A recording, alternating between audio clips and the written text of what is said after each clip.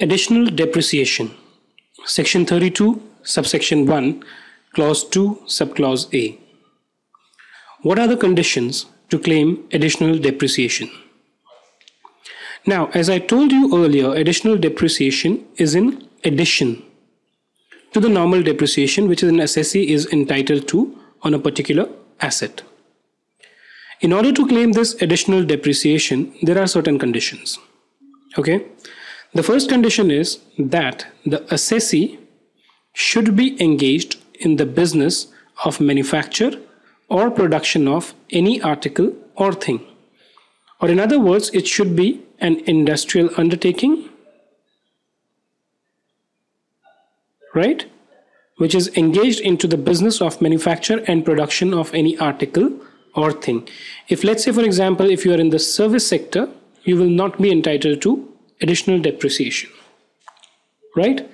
So the assessee or the person who is making a claim to have this additional depreciation has to be engaged in the business of manufacture or production of any article or thing. That is about the first condition, right? Now let us look at the second one. Once you are an assessee who is engaged in the business of manufacture or production of any article or thing, let's say the first condition is manufacture, yes, no. If it is no, there is no additional depreciation. Once you are into manufacturing, the second condition is new plant and machinery acquired and installed after 31st March 2005. So once you are engaged into manufacture, the second condition is you should acquire plant and machinery. And what plant and machinery? It has to be a new plant and machinery which is both acquired and installed after 31st March 2005. What this means is that if this is acquired before 31st March 2005, even though the installation might happen after 31st March 2005, still no depreciation will be available as additional depreciation. Both acquisition as well as installation have to be after 31st March 2005. Once you satisfy both these conditions, condition number 1, you are an assessee engaged in the manufacture. Second, you install new plant and machinery which is acquired and installed after 31st March 2005, a sum equal to 20% or 10% of the actual cost. Okay, so the rate of additional depreciation is 20%, right?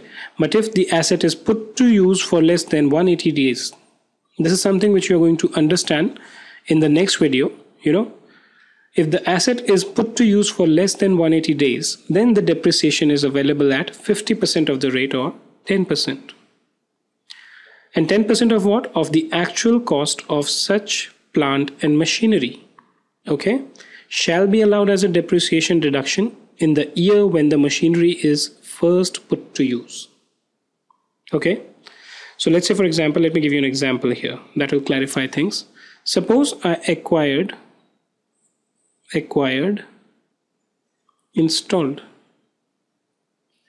If I acquired the plant, let's say on 30/3/2005 and installed it on 1/4/2005, right? Will I be entitled to additional depreciation? No. Why?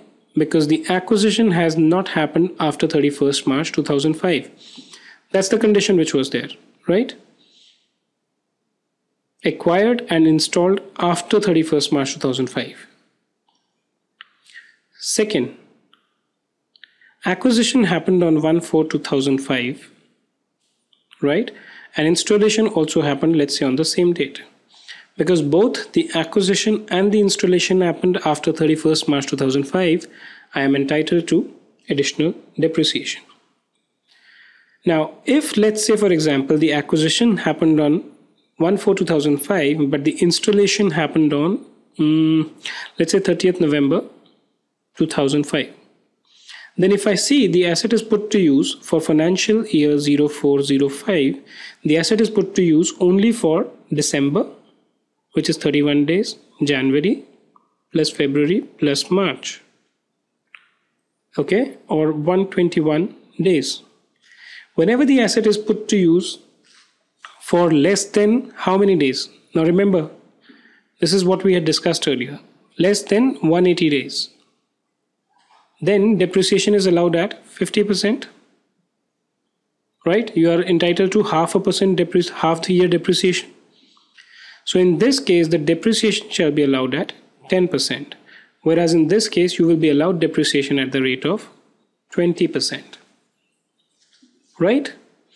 So this is basically something which this box discusses. Sum equal to 20% or 10% of the actual cost of such machinery or plant shall be allowed as depreciation deduction in the year when the machinery is first put to use.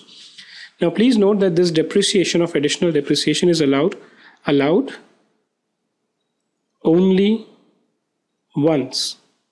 Okay, you can't claim it in every year.